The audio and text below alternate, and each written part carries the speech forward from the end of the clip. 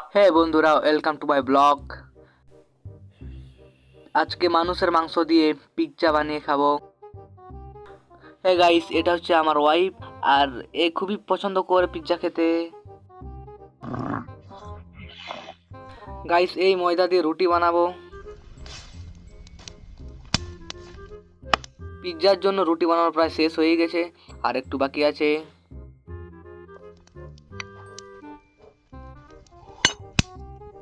রুটির উপরে মানুষের মাংস দিয়ে দিচ্ছি।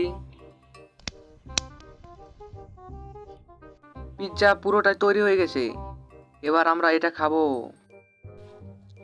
পিৎজাতেই কিন্তু খুব সুস্বাদু গন্ধ আসছে। তো বন্ধুরা, প্রথমে পিৎজাটা টেস্ট করবে আমার ওয়াইফ। কেমন হচ্ছে পিৎজাটা? পিৎজাটা খেতে কেমন লাগছে সবাই বলো।